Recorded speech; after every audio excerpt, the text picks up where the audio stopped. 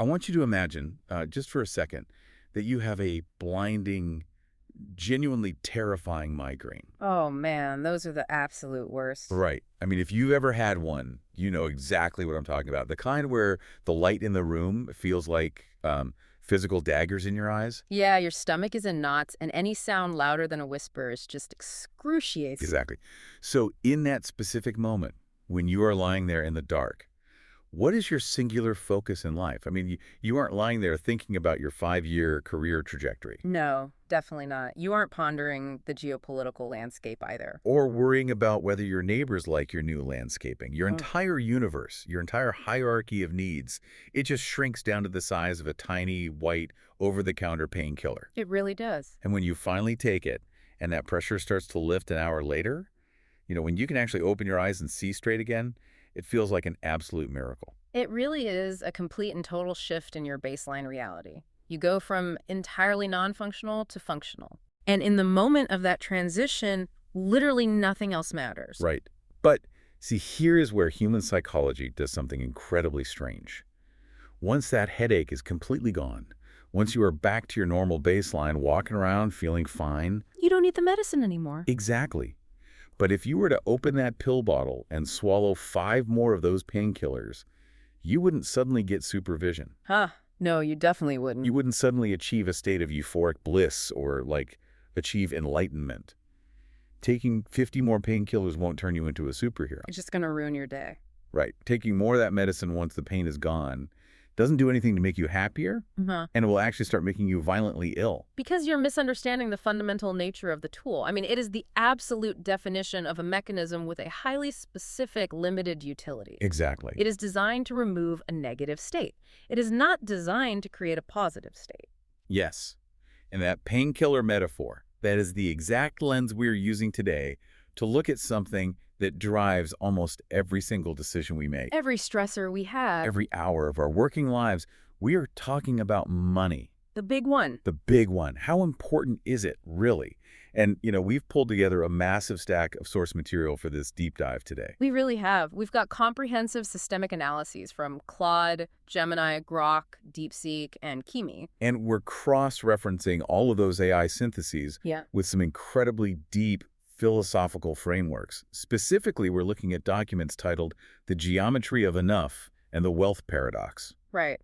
And the mission here is to answer a question that seems, well, mathematically simple, but is psychologically just labyrinthine. Labyrinthine is the perfect word for it, and it's a question that gets entirely clouded by cultural noise. Oh, absolutely. We live in an era of absolute extremes when it comes to financial philosophy. It is exhausting to even scroll through the internet right now because of that whiplash. Right. Like, if you're listening to this on your commute or while you're making breakfast, you know exactly what I mean. You see it everywhere. On one side of the algorithm, you have this relentless, hyper-aggressive hustle culture. It's the guys in front of rented Lamborghinis telling you that money is literally everything. Right, that your net worth is an exact one-to-one scorecard for your value as a human being. Exactly. And if you aren't grinding for that next million, you're a failure. Mhm. But then you swipe down, and on the exact opposite side, you have this highly romanticized, almost aggressive minimalism. The van life influencers. Yes. The van life influencers telling you that money doesn't matter at all, that capitalism is a total illusion, and all you need are good vibes, sunshine, and a journal. It's just not based in reality. Not at all. So we're going to cut through all of that today. We want to build a strategic, grounded, data-backed, and highly philosophical roadmap for how to actually think about wealth without losing your mind. And to do that effectively, we have to start by looking at a foundational premise that cuts across all these sources. It's a concept that the geometry of enough identifies as a profound cognitive asymmetry. Okay, unpack that a bit. What is the asymmetry? Basically, human beings have this deeply ingrained tendency to treat wealth accumulation as a linear progression. We visualize it like a scoreboard in a video game. Number goes up, so things are better. Exactly. The number goes up, so our life must get proportionally better at the exact same rate. But the reality, the actual biological and psychological experience of that wealth is aggressively nonlinear. Okay, that phrase aggressively nonlinear is doing a lot of heavy lifting. Let's ground that. What does that actually look like in human terms? Well, let's look at the delta. The actual change in a person's lived experience. Imagine someone who is drowning in debt. Okay. They are terrified of the mail arriving. They are skipping meals to feed their kids. They are one flat tire away from losing their job. A really stressful state. Incredibly stressful. Now, if you hand that person $10,000, that isn't just a nice day. That is a literal miracle of physics. It fundamentally alters the trajectory of their family's life. It's the shift from drowning to suddenly standing on solid ground. It buys them oxygen. It buys them oxygen. That's a great way to put it. Precisely. But now, take a decamillionaire, someone worth $50 million.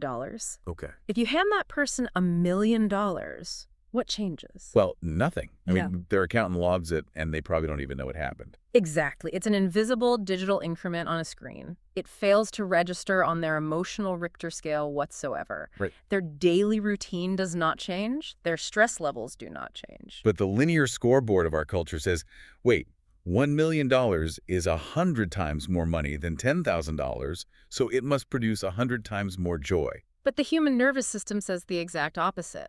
Wow. Okay, so if the scoreboard is broken, we need a new way to look at this. It seems to me that to truly understand the limits of money, to understand where it fails us, we first have to brutally acknowledge the arena where money is the absolute undisputed king. We have to start right at the bottom of the ladder. In the mud. We have to talk about basic survival. We absolutely do. Because if we are going to have a sophisticated philosophical discussion about wealth, we have to immediately strip away what the Grok analysis beautifully calls romantic nonsense. Romantic nonsense. Yeah, it is a uniquely privileged form of romantic nonsense to suggest that money is unimportant. Because from a biological and existential standpoint, capital is the most efficient mechanism humanity has ever devised for converting your time, your skills, and your effort into physical safety. Safety and dignity. I I remember think highlighting that exact phrasing from the text. Money is survival infrastructure. It really is infrastructure. In the same way a city needs plumbing and power grids to function. I think the Epicurean philosophical view handles this perfectly, and it's worth diving into what Epicurus actually believed, because his name has been kind of hijacked by modern culture. It really has. When people hear Epicurean, they usually think of a very expensive restaurant with a tasting menu, or someone who is obsessed with luxury and indulgence. Right, we use it to mean a glutton. But Epicurus, the ancient Greek philosopher, was the exact opposite of that. Interesting. He taught that the ultimate goal of life was pleasure, yes, but he defined pleasure as aponia, which is the absence of physical pain, and ataraxia, which is freedom from mental disturbance or dread. So basically just not suffering. Exactly. Epicurus himself lived in a simple garden, ate mostly bread and water, and occasionally asked for a small pot of cheese as a luxury. That's quite the plot twist on the modern definition. Seriously, his entire philosophy regarding wealth was that it is profoundly, deeply valuable, but only up to the exact point where it removes bodily suffering, up to the point where you are no longer freezing, starving, or terrified of tomorrow. And this connects perfectly back to my opening analogy about the migraine. The sources, specifically the wealth paradox, refer to money at this survival stage as the anti-misery machine. I love that term. I think that is such a brilliant framing. It doesn't manufacture joy out of thin air. It systematically, ruthlessly eradicates pain. And we really cannot gloss over how critical that eradication is. Below a certain threshold of capital, lacking money is not a budgeting problem. Right. It is not an inconvenience where you just can't go to the movies this weekend. It is a physiological stressor that alters your biology. It's toxic. Highly toxic. The source materials aggregate studies across decades and cultures demonstrating that poverty is one of the most potent predictors of chronic anxiety, clinical depression, poor physical health, and severely shortened health span. Because your body's basically stuck in a permanent fight or flight response. Yes. Your brain is flooded with cortisol.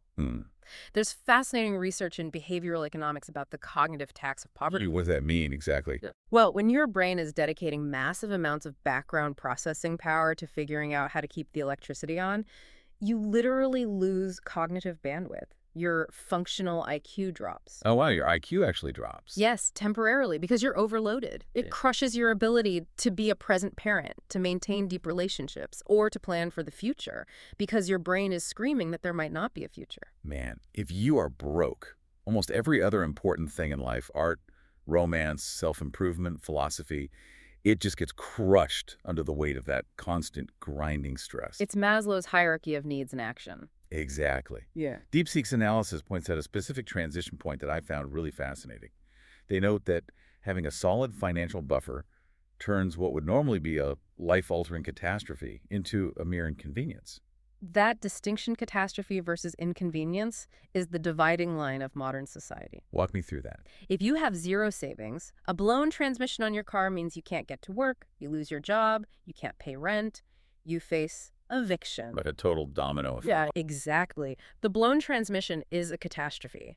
But if you have an anti-misery machine with a full tank of fuel, like a healthy savings account, a blown transmission is just an annoying Tuesday where you have to call a tow truck and swipe a card. It's an inconvenience. So for someone who is currently trapped in the catastrophe zone, and Grok points this out by referencing populations in developing nations, or really anywhere where food insecurity is rampant, the jump from poverty to the stable middle class is life-changing in a way that wealthy individuals often completely forget. They really do forget. Once you have lived in the middle class or upper class for a decade, you develop a sort of amnesia about what the cold feels like. That's a great way to say it. You forget what it feels like to have the anti-misery machine finally turned on. So bringing it back to the painkiller, if you have that massive blinding headache of financial precarity, taking the medicine is your only goal. It brings you back to a normal baseline of human dignity. All right. But what happens when the rent is paid?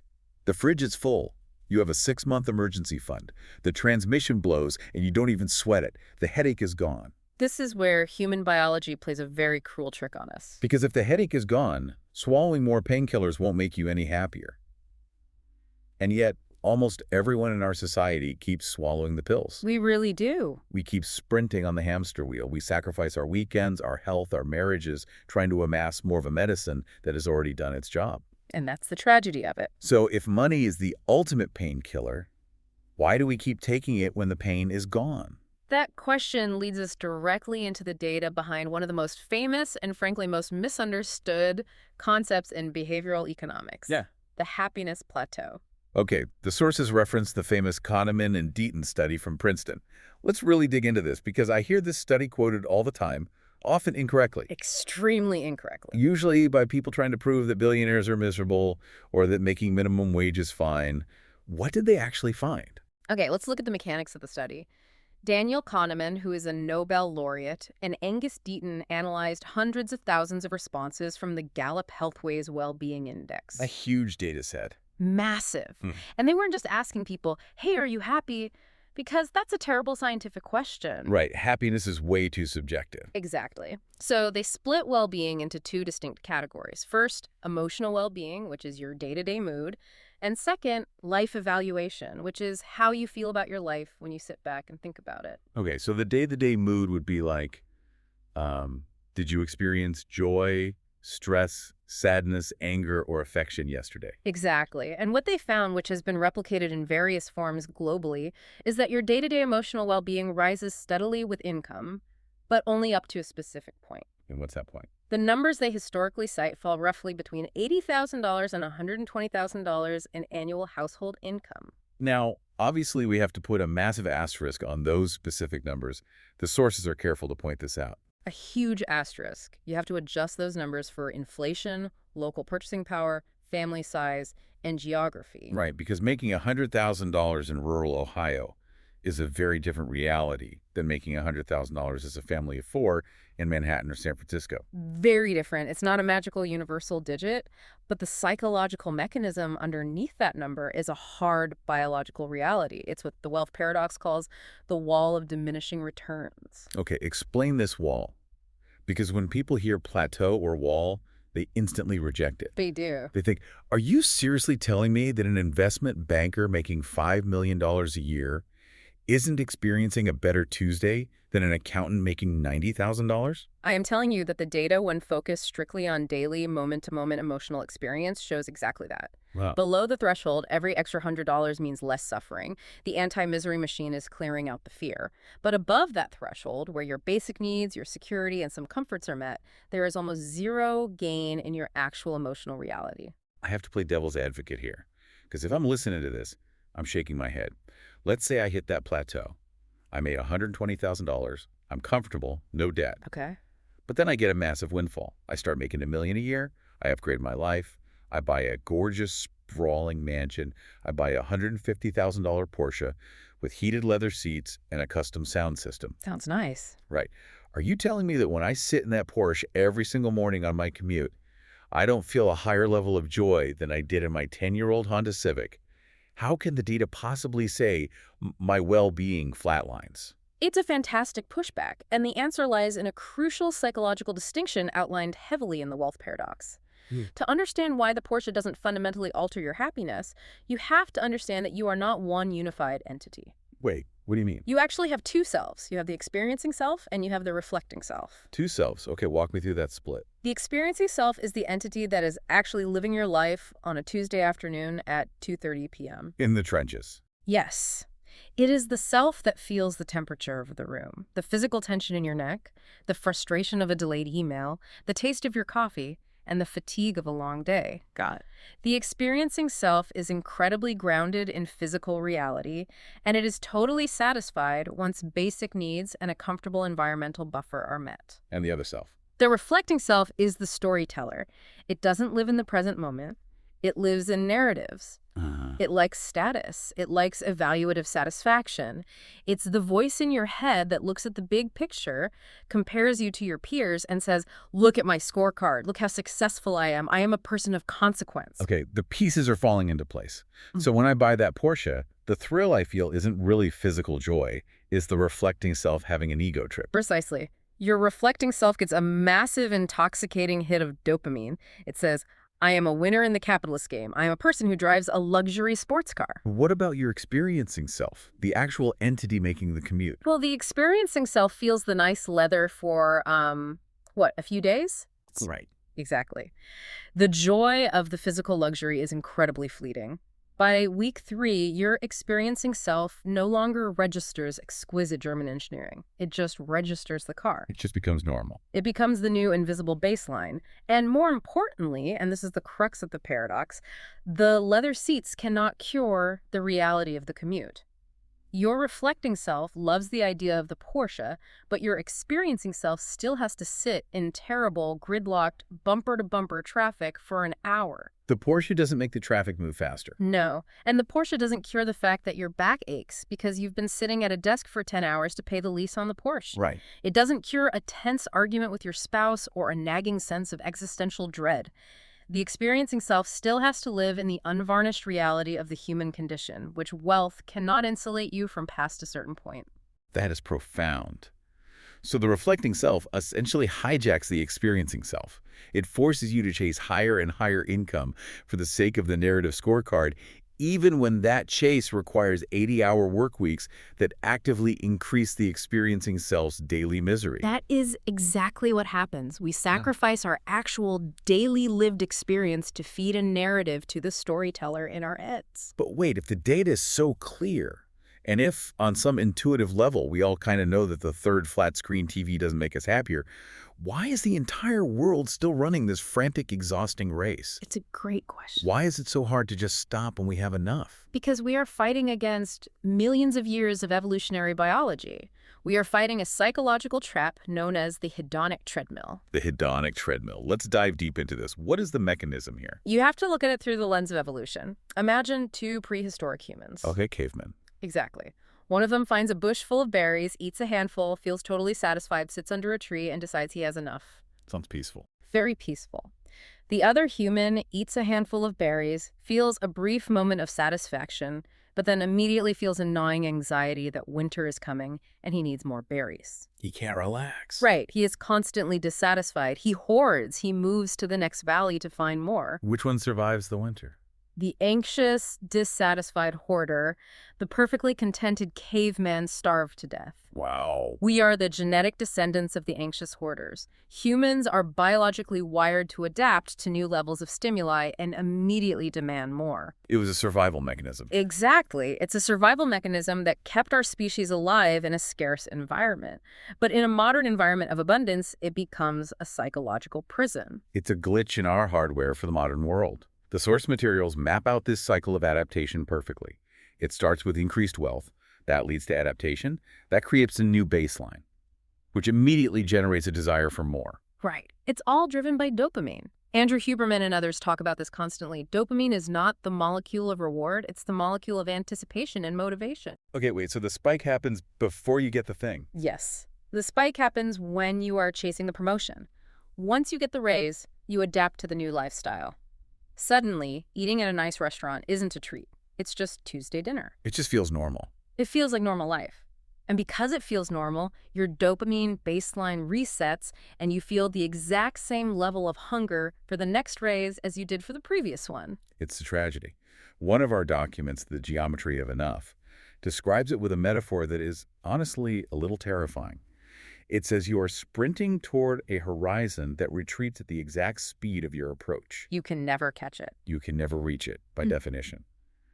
If you don't consciously actively define what enough looks like for yourself, you are going to spend your entire conscious life optimizing for a resource you don't even know how to use. And we really need to emphasize the hidden asymmetrical costs of this treadmill. Because people think, well, so what if I'm on a treadmill? I'm getting nicer stuff along the way. Right. What's the harm in nicer stuff? But it's not a harmless run. When we adapt to the bigger house or the nicer clothes, our biology adapts to the stuff. But, and this is absolutely critical, our biology never adapts to the chronic stress required to maintain that stuff. Oh, man. Let's pause on that. We adapt to the luxury, but we don't adapt to the stress. Exactly. You get completely used to the square footage of the 5-bedroom house. It stops bringing you joy. But your nervous system never gets used to sleeping 5 hours a night to pay the jumbo mortgage. Brutal. Your body never adapts to the cortisol drip of an abusive boss. You can't quit because of your overhead. You never get used to the loss of deep community connection because you move to a wealthy, isolated suburb. Yeah. You never adapt to the physiological toll of being constantly redlined. You are trading something that has permanent value, your biological health and your time, for something that has rapidly depreciating psychological value. And the sources point out that this misalignment shows up most violently at the very end of life. They explicitly note that in studies of deathbed regrets, you never find people saying, I really wish I'd work a few more weekends to increase my net worth. Never. The regrets are always about the trade-offs. Right. The trade-offs we make to stay on the hedonic treadmill involve sacrificing the only things in life that do not have diminishing returns. Which are your health span and your deepest relationships. It's absolute madness when you lay it out like that. We sacrifice our health span and our relationships to get more money, which has diminishing returns, to buy stuff, which we adapt to and stop enjoying anyway. It's a terrible deal. It's like we suffer from this massive cognitive illusion. We genuinely believe that the millionth dollar is going to feel exactly as impactful, exactly as life-saving as the first $10,000 we saved when we were drowning in debt. We project the profound, visceral relief of survival onto the purchase of luxury. We think swallowing the 50th painkiller will feel exactly as miraculous as swallowing the first one did when we had the migraine. But it just makes us sick. If you are listening to this right now, I want you to ask yourself a very difficult question. Think back to your life 5 years ago. What was the salary or the net worth that you thought would be your dream number? We all have one. The number where you thought, if I just make that, I'll be set, I'll be happy. Yeah. Are you making that number now or close to it? And if you are, does it actually feel like enough? Or has the goalpost magically moved another 50 grand down the field? Usually it has. Is that shift based on actual physical needs, or is it purely a biological treadmill adaptation? It is a very sobering audit to run on your own life, because once you realize that the goalpost is attached to you and it moves when you move, you have to ask a terrifying question. What do I do now? Right. If buying more stuff just speeds up the treadmill and resets our baseline to zero, what are we supposed to do with surplus wealth? If it can't buy happiness, what is its highest high-level utility? What is the strategic shift we need to make to escape the trap? This is where we transition out of the psychology of accumulation and into the strategy of deployment. According to the Gemini analysis and the geometry of enough, once money loses its ability to manufacture happiness via consumption, its ultimate utility becomes purchasing autonomy. Autonomy. Yes. The sources refer to this state as cognitive sovereignty. Cognitive sovereignty. That sounds like a superpower. like something out of a sci-fi novel. What does that actually mean for a normal person on a random Tuesday? It means that money stops being a tool to acquire objects and becomes a proxy for the power to say no. The power to say no. That is the ultimate luxury. It is the concept of FU money. Now, that phrase gets thrown around a lot in pop culture as a way to be arrogant or to treat people badly, but that's a complete misinterpretation. True FU money is about having a defensive financial buffer that allows you to completely unilaterally distance yourself from toxic environments. It's the power to say no to a soul-crushing job where a manager disrespects you, saying no to a dangerous living situation, saying no to a client who demands you compromise your integrity. Precisely. It is a fundamental paradigm shift in how you operate in the world. The text describes it as the transition from being managed by circumstances to becoming a consultant to your own life. Manage versus consultant. I want to dig into that distinction. Think about the power dynamic. A servant or someone who is entirely managed by circumstance and living paycheck to paycheck has zero leverage. They're trapped. They must take whatever work is offered at whatever hours are demanded because their literal survival depends on it. They cannot walk away. But a consultant. Right. A consultant is different. A true consultant operates from a position of security. They choose the work that aligns with their values, their expertise, and their preferred schedule. If a project is toxic, they simply decline it. I want to push back a little here because when people hear autonomy or FU money, they picture someone retiring at 35, moving to Bali, and sitting on a beach drinking margaritas for the next 50 years. The cliché retirement dream. Right. But that's not what cognitive sovereignty looks like in practice, is it? Not at all. And in fact, sitting on a beach for 50 years is a fast track to severe depression. Human beings need purpose. Let's look at a real-world case study to contrast this. Imagine an investment banker making $500,000 a year. Okay. Making great money. By the linear scoreboard, he is incredibly wealthy. But he works 90 hours a week, his boss screams at him, he hasn't seen his kids awake in a month, and if he misses a meeting, he gets fired. He is a highly paid servant. He has zero cognitive sovereignty. He has a massive cash flow, but no autonomy. Exactly. Now contrast him with a freelance graphic designer or a specialized consultant making $90,000 a year. But this freelancer has low overhead, zero debt, and a 2-year emergency fund. A strong anti-misery machine. Yes. This person chooses to work 4 days a week. They take August off to go camping with their family. If a client is abusive, they fire the client immediately without a second thought. Who is actually wealthier? The freelancer. By a mile. Because their money is functioning as a shield, not a trap. Exactly. Cognitive sovereignty looks like creating intentional environments for deep, meaningful work. It looks like having the financial stability to offer a safety net for your adult children, saying, I can help you if you fall, without needing to exert manipulative financial control over their life choices. That's a huge point. It looks like having the unpressured runway to start a small business you actually care about, or funding local causes that align with your deepest values without panicking about your own electric bill. I really love the shield analogy. Wealth stops being a scoreboard where you are just frantically trying to beat the high score to impress people you don't even like, and it actually becomes a protective barrier. A fortress. Right? You aren't buying positive emotions anymore. You are buying a fortress against external demands on your time and your vital energy. But to consistently use money as a shield rather than a scoreboard, we need a massive fundamental shift in how we visualize our bank accounts. What do we need to do? We have to stop looking at the digits on the screen as a measure of our personal success and start looking at what those digits actually represent in the physical world. Which brings us to a metaphor that completely reframes this entire conversation. This comes directly from the DeepSeek source analysis, and it is arguably the most powerful mental model in our entire stack of documents today. That's a great one. DeepSeek suggests that money is best understood as stored life energy, or, in a more practical sense, as fuel in a car. It's a concept that borrows heavily from the Stoic philosophical tradition. In Stoicism, and we're talking about thinkers like Zeno of Citium or Seneca wealth, is categorized as a preferred indifferent. Okay, let's stop there. Preferred indifferent. That sounds like a complete oxymoron. How could you prefer something but be indifferent to it? It's brilliant once you grasp it. Zeno, the founder of Stoicism, was a wealthy merchant who lost literally everything in a shipwreck. Wow, everything. Everything. He washed ashore with nothing and realized that external wealth can vanish in an instant, so true value must reside in your internal character. The Stoics categorize things like virtue, courage, and wisdom as absolute goods. But wealth. What's wealth to them? Wealth is just a tool. Objectively speaking, it is preferred to have a full tank of fuel rather than an empty one. Having wealth is preferred because it gives your car range, it lets you take detours. It gives you options. Exactly. It ensures that if you have a mechanical failure, like a sudden medical bill or a family crisis, you have the resources to handle it. You aren't stranded on the side of a dangerous road. Right, tying it back to the beginning of our deep dive, you need fuel to run the anti-misery machine. Precisely.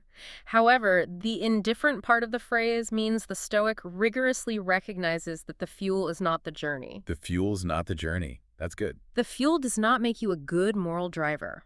The fuel does not choose a beautiful, meaningful destination. It is entirely indifferent to your character. And when we forget that, we fall into what the text calls the tragedy of the garage. I found this image so haunting. It's very vivid. Imagine someone who buys a beautiful car and they become utterly obsessed with filling the gas tank. They work night and day to buy premium fuel. They hoard barrels of it. They polish the car. They check the fuel gauge obsessively. But they never drive it. Exactly. The car just sits, idling in the driveway. They never actually put it in drive and leave the garage. It is the ultimate tragedy of a mismanaged life. Without fuel, you are stuck. You are back at that survival baseline, suffering. Yeah. But the entire purpose of the car is the journey. The experiences. Right. It's the places you go. It's the people you invite to sit in the passenger seat. It's the experiences you have along the way. If you just sit in the garage watching the fuel gauge go up, you've entirely missed the point of being alive. Think about your own financial situation for a moment. Picture your savings, your investments, your income. If your fuel tank is currently half full, meaning you have passed that basic survival baseline, the headache is gone, you have some security, what journey are you actually waiting to take? What are you saving for? Exactly. Are you still obsessively focused on the numbers at the pump? Are you hoarding fuel out of habit? Or have you even bothered to pick a destination yet? That is the danger of the modern world. The world constantly tells us to look at the pump. And when we confuse the fuel for the journey, we enter the most psychologically destructive phase of wealth accumulation. We confuse the numbers. We start confusing the size of our gas tank with our actual value as a human being. We confuse our net worth with our self-worth. This is the critical boundary line. The source materials are incredibly explicit in their warning here. They warn us against letting money shift from being a tool of utility, a wrench, a painkiller, a gallon of gas, to becoming a core component of our identity.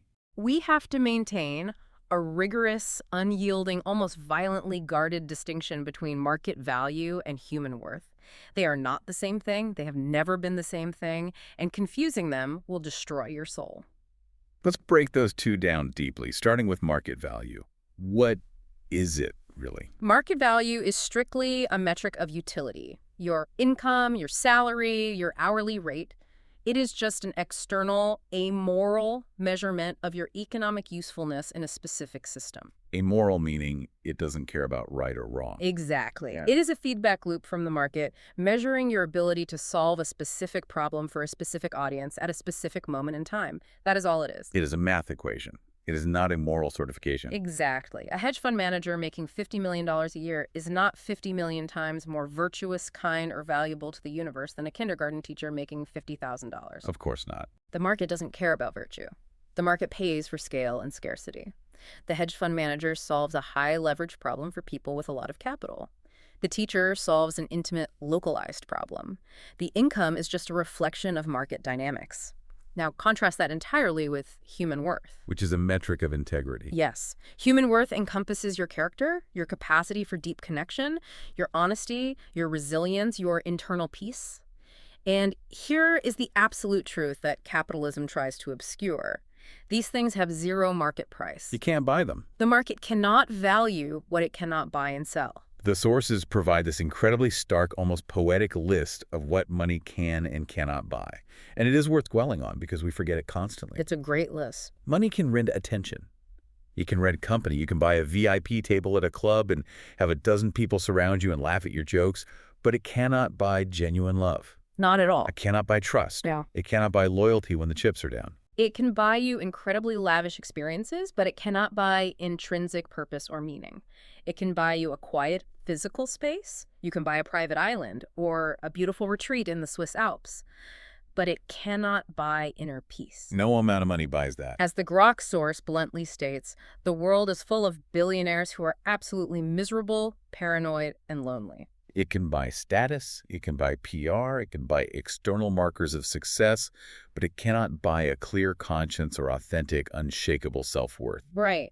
But I do want to challenge one specific thing in this framework, because we hear it all the time. People always say money doesn't buy time. It's a massive cliche, but doesn't it? Wow. I mean, the sources themselves just told us that you can buy back time by outsourcing labor. That's the whole point of cognitive sovereignty. So isn't money dying time? It's a really important distinction, and we need to clarify the nuance in the text. Money can buy you more free time within your existing 24-hour day. Okay. You can hire a house cleaner, you can hire a personal assistant, you can pay for a direct flight instead of a layover. You can use your money to free up 4 hours of your Tuesday. But money cannot stop the clock. It cannot grant you a 25-hour day. It buys convenience, not biological time. Precisely. And more profoundly, it cannot rewind the clock. It cannot buy back the childhood of your kids if you spent their entire youth at the office grinding for a VP title. That's a sobering thought. You cannot buy back time with loved ones who have already passed away. And despite billionaires currently spending hundreds of millions of dollars on premium healthcare and experimental longevity treatments, you cannot buy extra years of life in any guaranteed, meaningful way. The human health span has hard biological limits that the market cannot negotiate with. So we have gone on an incredibly deep, winding philosophical journey today.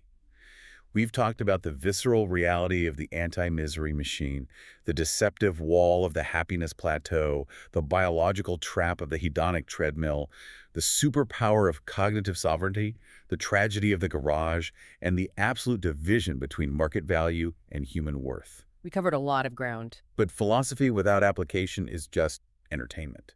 How do we actually live this out? We need a practical synthesis, and the conclusion of our source text, aggregating all these different perspectives, lays out what we might call a manifesto for the philosophical strategist. Let's weave this together because it really comes down to a sequence of mindset shifts. The first step the texts emphasize is the need for absolute rigor when dealing with money at the survival level. Right. You cannot pretend money doesn't matter when you are poor. You must respect money as survival infrastructure. The anti-misery machine. Yes. You never want to be its slave, but you must secure it with discipline to remove the misery from your life. Acknowledge its power as the anti-misery machine. Put your head down and make sure your baseline and your family's baseline is covered. That is step one. But then comes the hardest part, the friction of living in a consumerist society. Once you have that baseline, you have to actively, aggressively identify your personal enough. You have to find your plateau. You adjust it for your local reality, your family size, your true needs, and then you get to that number as efficiently as possible while fighting off the hedonic treadmill with a stick. You can't let it win. You cannot let society move your goalposts. When you hit the plateau, you must have the self-awareness to recognize it. And once you recognize it, you do the most radical thing of all. You move money to the margin of your life. That is the ultimate victory. Once your autonomy is secured, once you have your FU money and your cognitive sovereignty, you have to stop making money the main character of your story. Demote it. You demote it to a supporting role. You shift your relentless daily focus away from the accumulation of digits, and you redirect that intense energy toward the management of your attention, the deepening of your relationships, and the pursuit of intrinsic meaning. It is a masterclass in living intentionally. As we wrap up this conversation, I want to leave you with something to think about as you go about the rest of your day. What's the final thought? I want you to audit your own personal exchange rate. Look at your life right now, your job, your stress levels. Ask yourself, what are you currently trading for your money? Are you trading your physical health? Are you trading your time with your kids? Are you trading your integrity or your peace of mind? And is that specific exchange actually worth your one finite life? And building on the beautiful concept from DeepSeek of money as stored life energy, I want to offer a final thought too. We are so socially conditioned to meticulously track our financial net worth. We check our banking apps, we stare at our investment portfolios, we calculate our retirement funds. But money is just a physical representation of the time and energy you have already traded away. So what does your personal energy balance sheet actually look like? Exactly. If you ran a ruthless, honest audit on your autonomy and deep connection net worth today, would you find yourself wealthy or would you find yourself bankrupt? Consider taking some of that stored energy, that fuel you have been hoarding in the garage, and consciously spending it on the things the market can never price. Because if you don't, you might just find yourself standing in a pristine garage full of painkillers long after the headache is gone. Thank you so much for joining us on this deep dive. Step off the treadmill, fire up the engine, and start enjoying the journey.